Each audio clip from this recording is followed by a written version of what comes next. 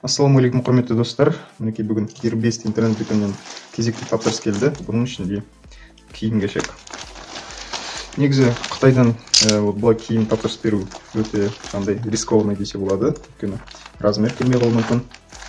Қанша дегенмен қандай базарда не болмаса дүкенде алған сияқты болмайды. Өйткені мысалға базарда өзіңіз киіп размеріңіз келеді ма, не болмаса фасоны түсіп сізге тұрады ма, жарасады ма, соның бәрін өзіңіз киіп, қарап көрсеңіз болады. Ал мынандай интернеттен заказ берген кезде бұл товар сізге келе ма, жараса ма, оны білу қиын болады.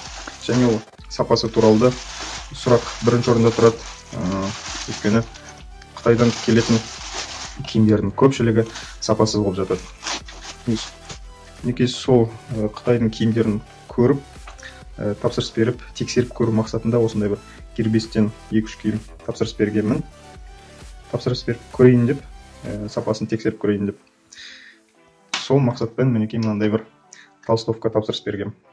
Алдында да осы алды замокпен ашылатын толстовка тапсырыс берген болатын. Оның шыны керек, сапасы онша көңілмен шыққан жоқ.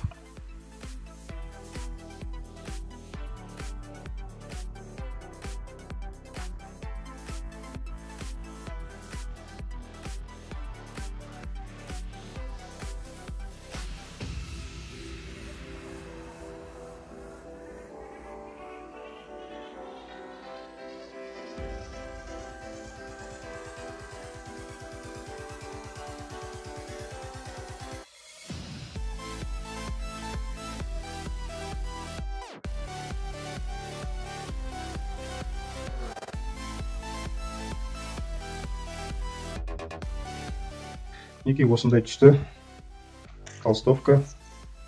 Енді қазір киіп көрген кезде қалай тұратын көре жатармыз. Әзірге тігістері жаман емес сияқты.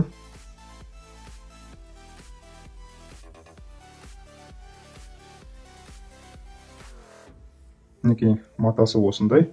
Алдында қалтасы болатын шығар деп ойлап едім. Мына жерде қалтасы жоқ екен. Мінекей осындай OE деген жазуы бар. Осындай бір толстовка келді.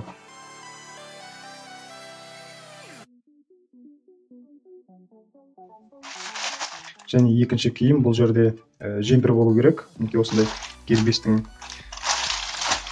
фирменный пакетіне салып жіберіпті. Бұның да түсі осындай сұрала десе болады. Мінекей материал осындай.